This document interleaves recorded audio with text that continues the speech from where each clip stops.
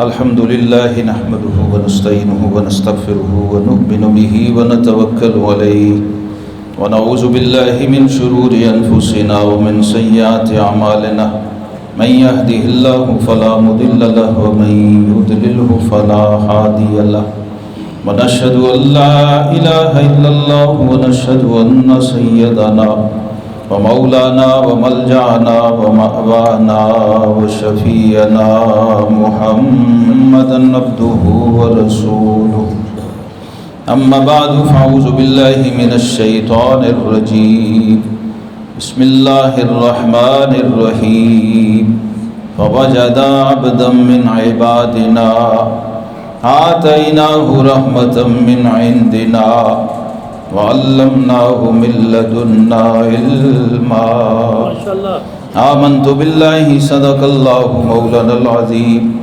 وبلغنا رسوله النبي الكريم الأمين إن الله وملائكته يصلون على النبي يا أيها الذين آمنوا صلوا عليه وسلموا تسليما اللهم صل على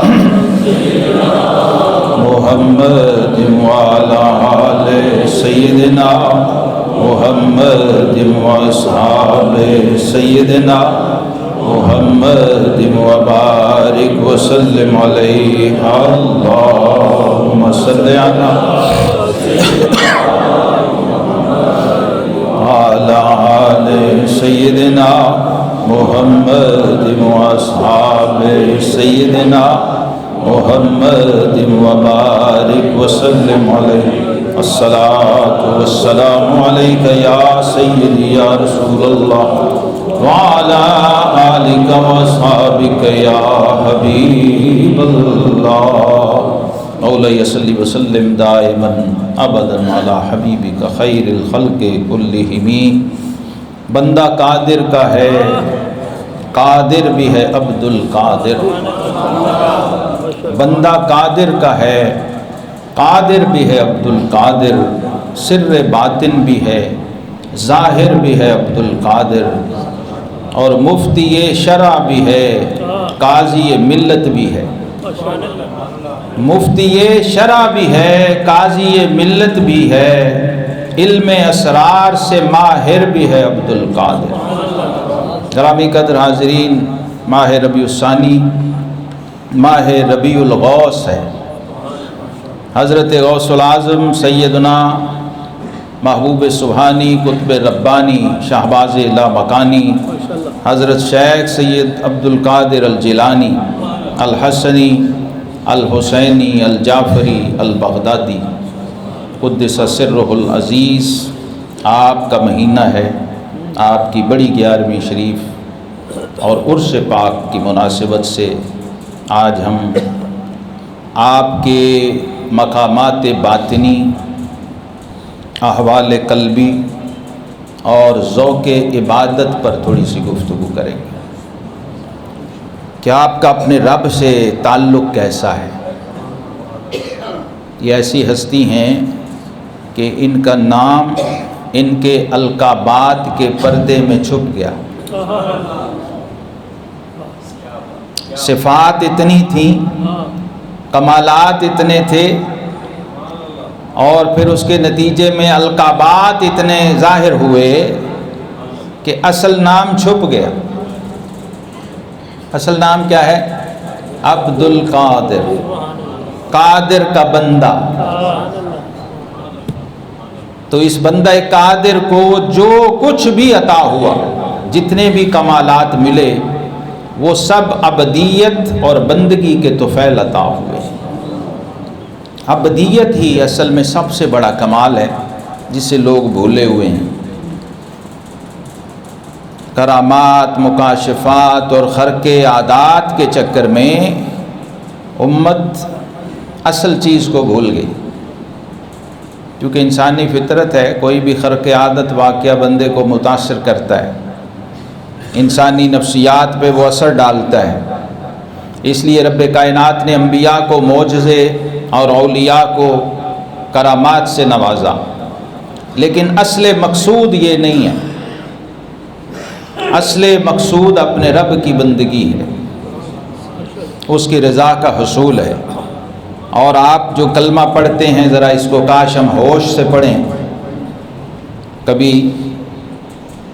اللہ کی توحید اور اس کے حبیب کریم علیہ السلام کی رسالت کی گواہی جب دیتے ہیں تو ذرا ہوش سے سوچ سمجھ کے کہیں کہ ہم کیا کہہ رہے ہیں. وَأَشْهَدُ أَنَّ مُحَمَّدًا عَبْدُهُ وَرَسُولُهُ. عبدہ پہلے ورسولہ بعد میں. اور یہ چوائس ہے خود رسول اللہ صلی اللہ علیہ وسلم کی.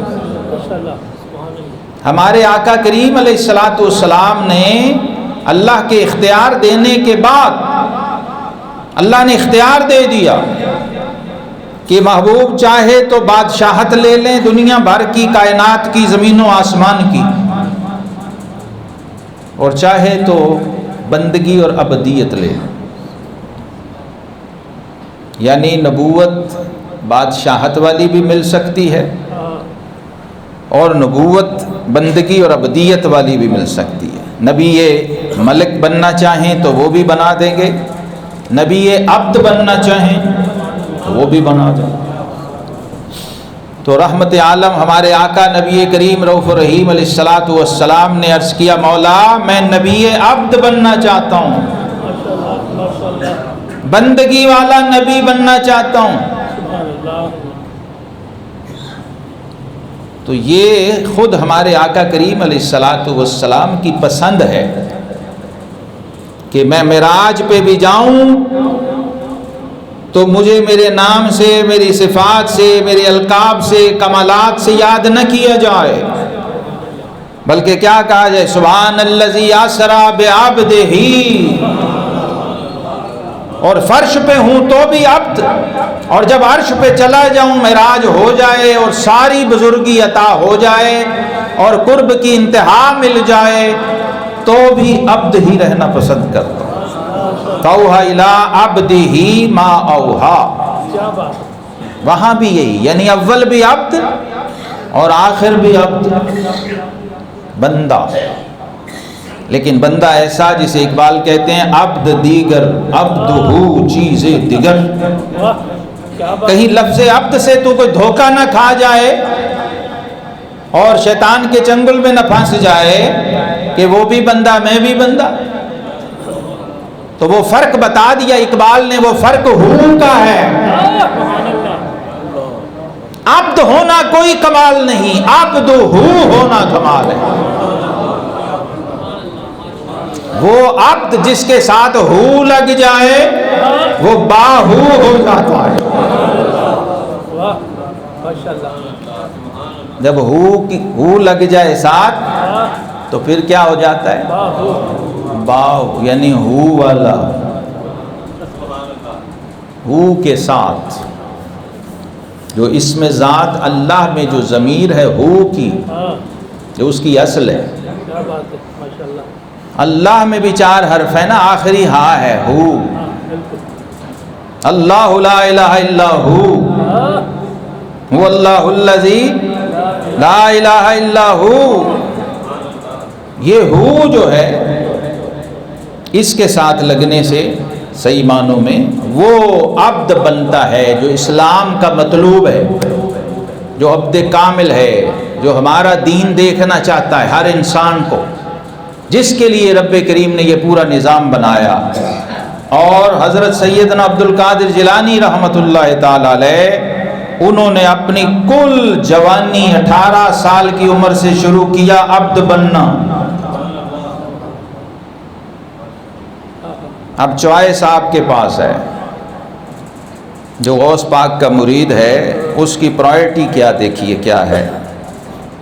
78 سال کی ماں بیوہ، بڑا بیٹا، اور 18 سال کی عمر میں گھر سے نکلا ہے اپنے نام کو جسٹیفائی کرنے کہ میں نے عبد ہو بننا ہے. عبد تو ہوں، عبد ہو بننا ہے. تو اس کے لیے جو ٹائم ہے وہ 18 سے 40 سال کا ہے. آفیشل ٹائم 18 سال کی عمر سے لے کے 40 کے بعد عشاء کے وضو سے فجر کی نماز نہیں پڑھ سکتا بندہ.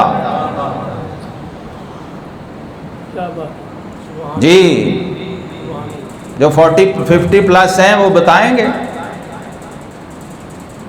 کیا ہوتا ہے. فرض بھول جاتا ہے بندہ, رکھتے یاد نہیں رہتی کتنی پڑھی ہیں.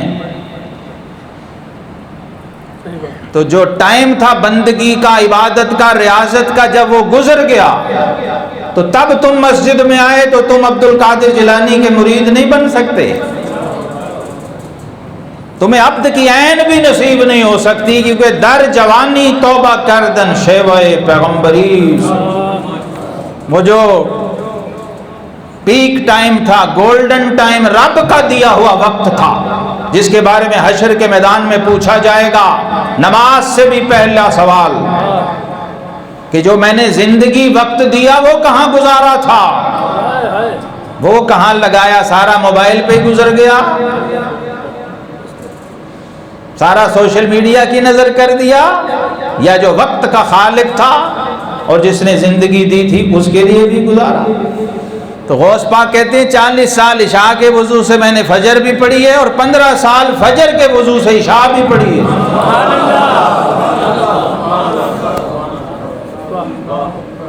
یہ میرے سامنے دیکھیے, یہ غوث پاک ہیں.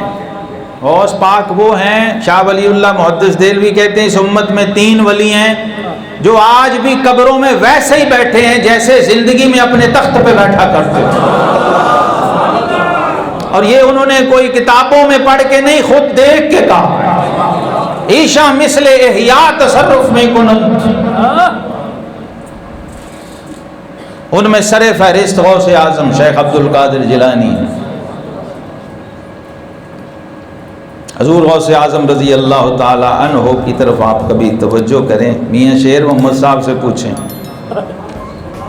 دونوں وہابی سنی بحث کرتے شرک پور میں جا رہے تھے کہ یا شیخ عبد القادر جیلانی کہنا ہے کہ نہیں.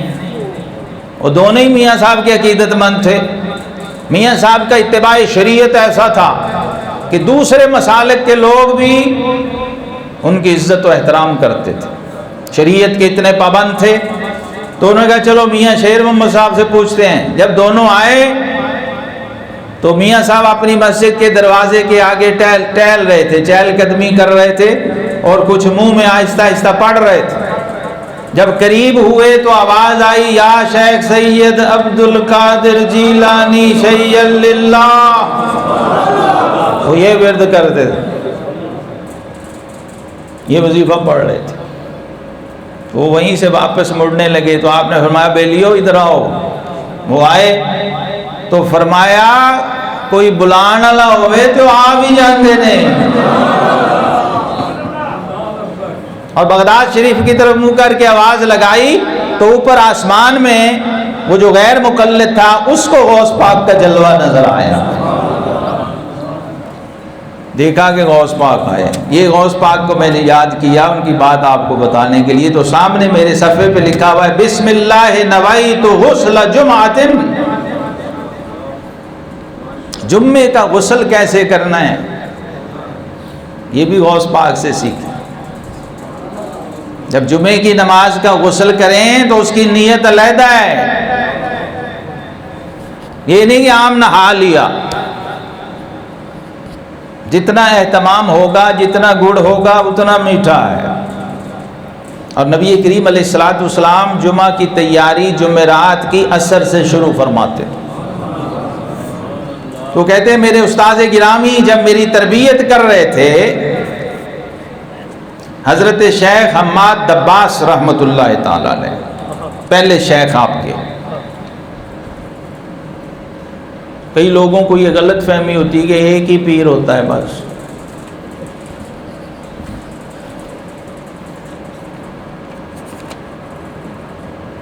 حضور غوث پاک نے سب سے پہلے حضرت شیخ حماد بن مسلم الدباس رحمۃ اللہ تعالی علیہ ان کے حلقہ ارادت میں شمولیت کی تھی اور ان سے تربیت پائی تھی ابتدا میں. تو کہتے ہیں 499 ہجری جمعہ کے روز 15 شعبان کو میرے شیخ حماد دباس اپنے مریدوں کے ساتھ نکلے تو ہم بھی جامعہ رصافہ میں جمعہ پڑھنے کی نیت تھی کہ آج جمعہ وہاں پڑھیں گے. پہلے لوگ جمعہ کے لیے فجر کے بعد نکلتے تھے، اشراق اور چاشت پڑھ کے پھر جمعہ کی تیاری شروع کر دیتے. تو کہتے ہیں جب دریا کے پل پہ آئے، دجلہ کے پل پہ، تو شیخ حماد دباس نے، میں ان کے ساتھ ساتھ چل رہا تھا. مرشد ایسے بھی تربیت کرتا ہے، مرید چاہے غوث اعظم ہی ہو، غوث اعظم بنانا ہو. تو کہتے ہیں میں قریب تھا، سخت سردی تھی، دھند تھی، جاڑا تھا، تو میرے مرشد نے کونی ماری اور مجھے دھکیل کے یوں کر کے دریا میں پھینک دیا پل کے اوپر سے. اور یہ مرید ایسا سچا صادق تھا، اسے اور کوئی خیال نہیں آیا کہ میرے پیر نے مجھے دھکا دے دیا. ہمارے جیسا تو سب سے پہلے یہ خیال آئے گا نا. کہتے ہیں مجھے پہلا خیال یہ آیا کہ دریا میں تو گر ہی رہا ہوں، جمعے کے غسل کی نیت کر لوں. کہتے ہیں بسم اللہ نویت غسل الجمعہ. گرتا ہوا بندہ دریا میں،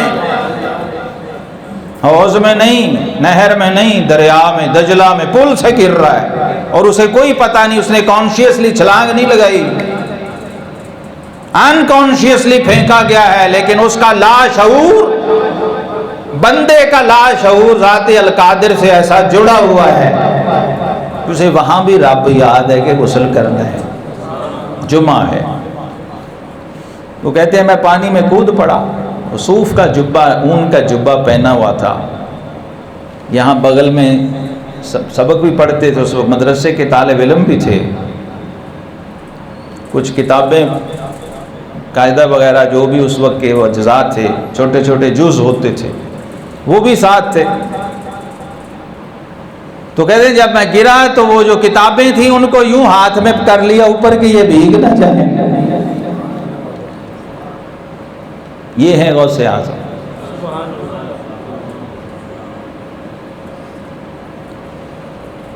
وہ مجھے چھوڑ کے چلے گئے، انہوں نے مجھے نکالا نہیں. انہوں نے کہا چلو ان مریدوں جاؤ پڑھو عبد القادر جیلانی، سید شاہ عبد القادر جیلانی کو پکڑو.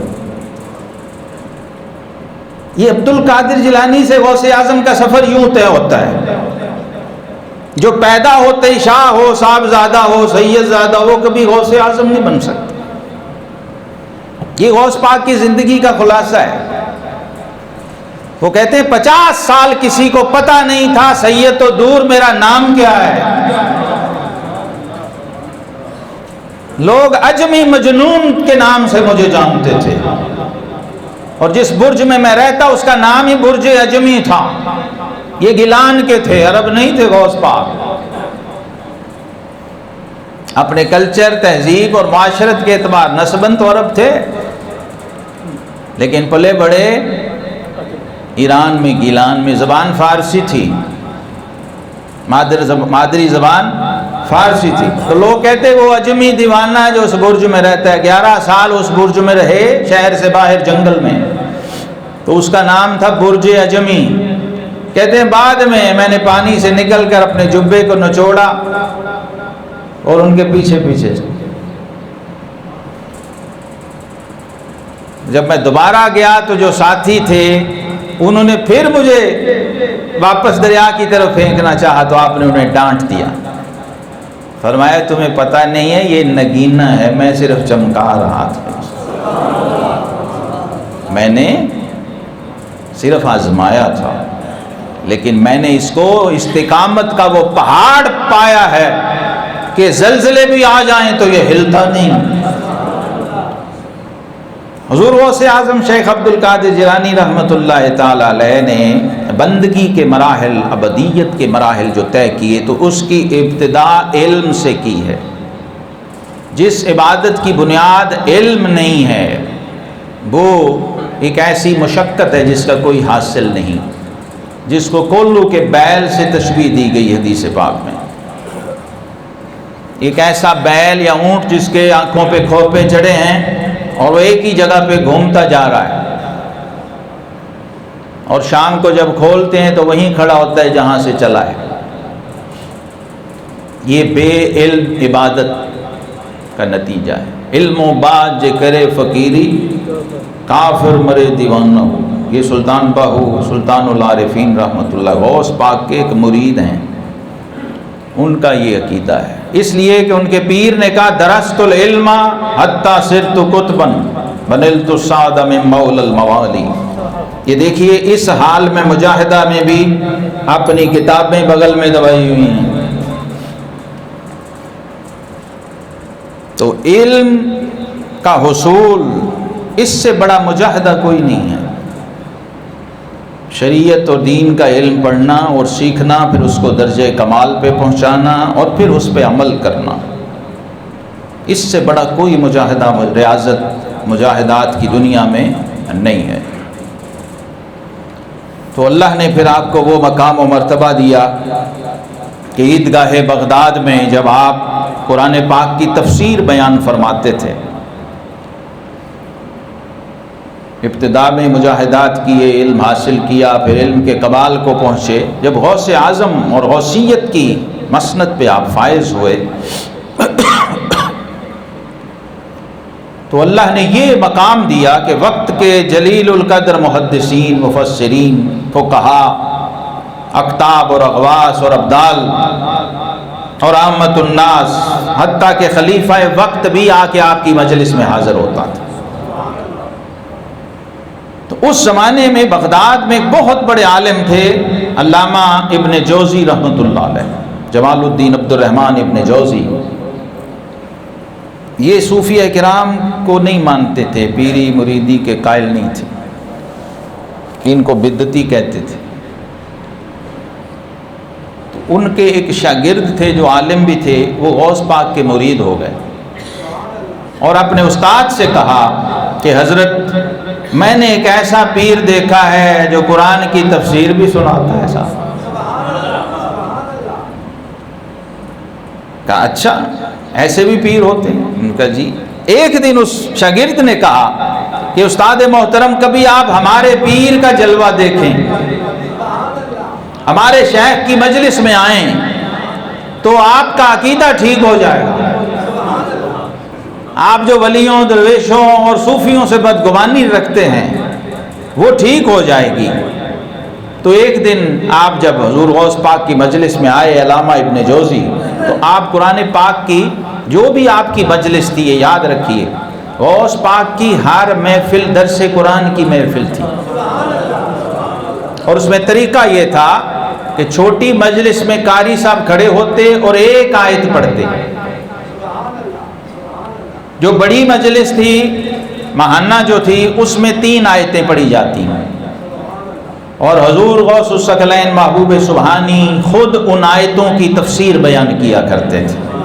تو جب اس مجلس میں وہ آئے، قاری صاحب نے ایک آیت پڑھی اور غوث پاک نے اس کی تفسیر کرنا شروع کی، اور وجوہ تفسیر پہ جب آپ نے ایک ہی آیت پر کلام کیا اور گفتگو کی، تو قرآن کی آیت کی پہلی تفسیر جب آپ نے بیان کی تو وہ مرید کہتے ہیں میں نے اپنے استاد سے پوچھا کہ یہ آپ کے علم میں تھا؟ تو انہوں نے کہا ہاں یہ پہلے میں جانتا ہوں۔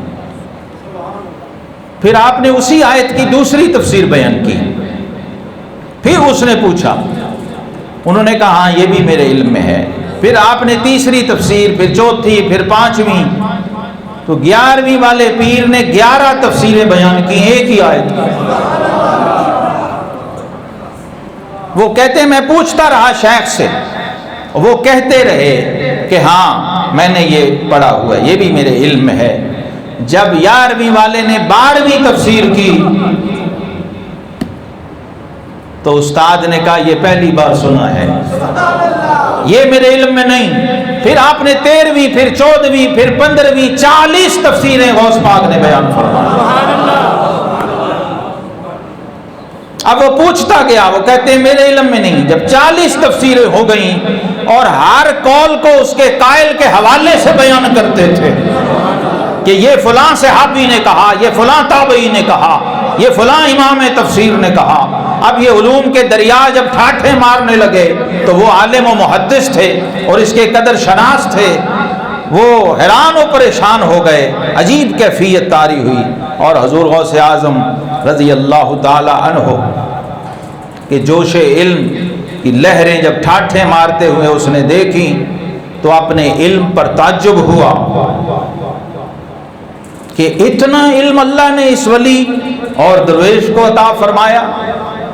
پھر غوث پاک آخر میں ایک جملہ فرماتے تھے کہ اے لوگو نترک الکال ونرجع الی الحال، اے لوگو اب ہم کال کو چھوڑتے ہیں اور حال کی طرف آتے ہیں، اور پھر کلمہ طیبہ کی ضرب لگاتے لا الہ الا اللہ محمد الرسول اللہ۔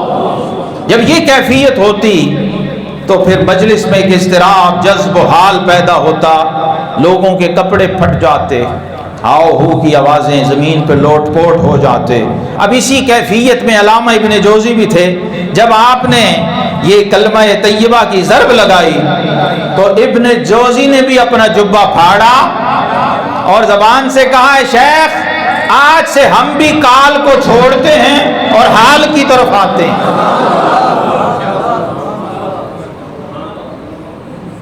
عجیب و غریب حال و کیفیات پیدا ہوئی، حتیٰ کہ اس مجلس سے 70 جنازہ اٹھتا تھا غوث پاک کی محنت۔ آج یہاں سبحان اللہ نہیں نکلتی۔ ہمارا حال یہ ہے، اور وہاں حال یہ تھا کہ یہود و نصارہ ہر مجلس میں کلمہ پڑھتے اور مسلمان ہوتے، فساق و فجار تائب ہوتے تھے، اور جو اہل حال تھے وہ منازل قرب طے کرتے، اور یہاں تک کہ بعض روحیں پرواز کر جاتی تھیں اور 70 جنازے اٹھ جاتے حضور غوث اعظم رضی اللہ عنہ کی محفل سے۔ نعرہ حیدری، نعرہ غوثیہ۔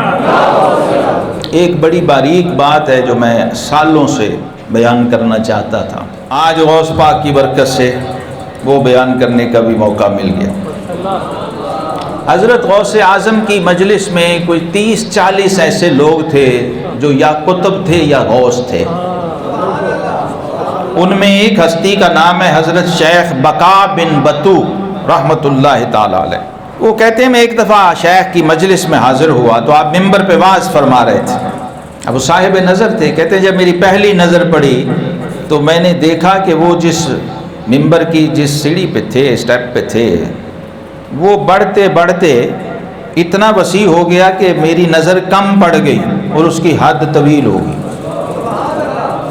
وہ اتنا بڑا تخت بن گیا کہ میری نظروں میں سما نہیں رہا تھا، تا حد نظر ایک سبز سندس کا فرش تھا، وہ بچھ گیا ہوا میں تخت پر، اور اس پر امام الانبیاء اللہ کے حبیب کریم علیہ الصلوۃ والسلام اپنے چاروں خلفائے راشدین کے ساتھ جلوہ فروز ہوئے۔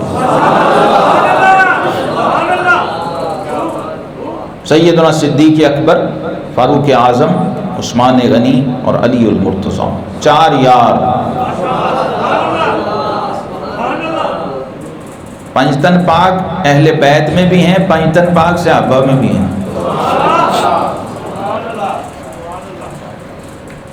یہ 4 اور 5ویں نبی پاک صلی اللہ علیہ وسلم، یہ بھی پنجتن پاک ہیں۔ سیدہ فاطمہ، سیدنا علی اور امام حسن و حسین 4 اور 5ویں خود امام الانبیاء صلی اللہ علیہ وسلم۔ یہ پنجتن پاک اہل بیت اور یہ پنجتن پاک صحابہ۔ تو آقا کریم علیہ السلام جلوہ فروز ہوئے تو کہتے ہیں اس وقت رب کائنات نے حضور غوث اعظم پر ایک تجلی فرمائی، اور وہ تجلی ذات کی تھی، وہ تجلی ذات کی۔ وہ جو کوہ طور پہ پڑی تھی وہ صفات کی تھی، جو کوہ طور پہ تجلی پڑی وہ صفات کی تھی، تو اس کی تاب نہ لا سکے موسیٰ علیہ السلام۔ یہاں تجلی ذاتی پڑی جب، تو کہتے ہیں غوث اعظم جیسا پہاڑ بھی اس تجلی کے غلبے میں ہل کے یوں گرنے لگے، تو رحمت عالم نے دست نبوت دے کے سنبھالا دیا، دستگیر کو دست رسالت نے دستگیری فرمائی، پیران پیر دستگیر جو کہتے ہیں وَكُلُّ وَلِي لَهُ قَدَمٌ وَإِنِّي علی قدم النبی بدر الکمالی، بارگاہ رسالت کے اویسی ہیں حضرت غوث اعظم رحمۃ اللہ علیہ۔ تو کہتے ہیں اس سے پہلے کہ گرنے لگیں مگر حضور علیہ الصلوۃ والسلام نے بچا لیا، سنبھالا دے دیا۔ تو کہتے ہیں میں نے دیکھا آپ کا وجود غوثیت اس تجلی سے اتنا سکڑ گیا کہ چڑیا جتنا ہو گیا،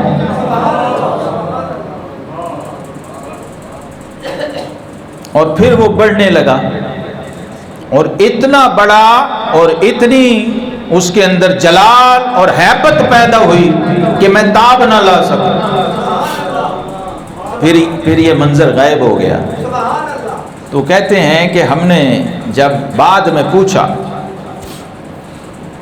کہ حضور علیہ الصلوۃ والسلام کا یہ جو دیدار صحابہ کے ساتھ ہوا یہ کیا تھا، تو انہوں نے کہا کہ ان کی روحیں متشکل و متجسم ہو گئی تھیں، جیسے معراج کی رات نبیوں کی روحیں جسم پہن کے مسجد اقصی میں آئیں اور نماز پڑھی، اسی طرح ان کی پانچوں کی روحیں جسم اختیار کر کے آئیں اور اپنا دیدار کروایا۔ تو کہتے ہیں کہ جس کو اللہ تعالیٰ ان کی رویت کی قوت بخشتا ہے بس وہی اس کی توب لا سکتے ہیں، یہ ہر ایک کے اندر یہ کیپیسٹی اور ہمت نہیں۔ حدیث معراج جو ہے وہ دیکھیں کہ آقا کریم علیہ السلام دیکھ رہے تھے اور کوئی نہیں دیکھ رہا تھا، وہ موجود تھے انبیاء اور انہوں نے نمازیں بھی پڑھی۔ تو کہتے ہیں یہ کیا تھا کہ ان کا جسم پہلے چھوٹا ہو گیا پھر بڑھ گیا۔ تو کہتے ہیں پہلی تجلی جلال کی تھی جس سے جسم سکڑا، وہ صفت جلالی کی تجلی تھی۔ اس کی آگے کیا ہوا کہ جسم سکڑ کے چڑیا کی طرح ہو گیا، اور پھر تیسری تجلی جو مشاہدہ کے لحاظ سے جمال کی تھی، وہ صفت جمال کی تجلی تھی۔ تو جمال بندے کو پروان چڑھاتا ہے، تو پھر دوبارہ سے وہ اتنا جسم وسیع ہوا کہ میں خوف زدہ ہو گیا، میں تاب نہ لا سکا۔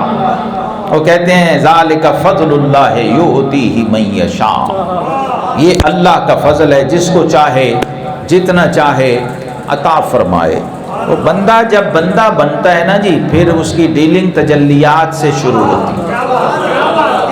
جب عبدہ بن جائے تو پھر اس کے حوال بدلتے ہیں، کبھی جلال کے تابع ہوتا ہے کبھی جمال کے تابع ہوتا ہے، وہ خود کچھ نہیں ہوتا۔ بندگی ہے ہی یہی، اور غوث اعظم نے یہی کیا کہ اپنے وجود کو عبدیت کو القادر کے حوالے کر دیا۔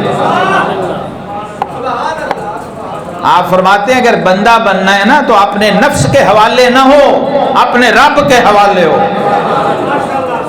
اور جب رب کے حوالے ہوتا ہے تو پھر یہ خشیت ہوتی ہے۔ سعدی شیرازی کہتے ہیں بیت اللہ میں غوث پاک نے کعبے کا غلاف پکڑا ہوا تھا اور رو رو کے بارگاہ الہی میں کہہ رہے تھے مولا اگر میرے اعمال تیری بارگاہ کے قابل نہ ہوں تو پھر حشر میں مجھے نابید نہ اٹھانا، انتہا کرنا،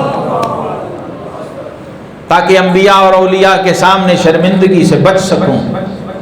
وہ کہتے ہیں لوگوں کو ترس آنے لگا کہ یہ کون درویش ہے جو اپنے رب سے ایسی یہاں مناجات یہ والی کر رہا ہے، جہاں لوگوں نے لسٹیں کھولی ہوتی ہیں کہ رب یہ کر دے، یہ دے دے، یہ چاہیے۔ یہ عبد القادر یہاں رب سے کیا مناجات کر رہا؟ لوگ بھی رونے لگے اور حضور غوث اعظم کی بارگاہ میں گئے کہ آپ کون ہیں؟ فرمایا میں عبد القادر جیلانی ہوں، اور حشر کی شرمندگی سے اپنے رب کی پناہ مانگ رہا ہوں۔ یہ کیفیات تھیں حضرت غوث اعظم شیخ عبد القادر جیلانی رحمۃ اللہ علیہ کی ابدیت کی اور تعلق باللہ کی۔ رب کائنات ہمیں بھی اس ابدیت کا لنگر نصیب فرمائے۔ وآخر دعوانا الحمدللہ۔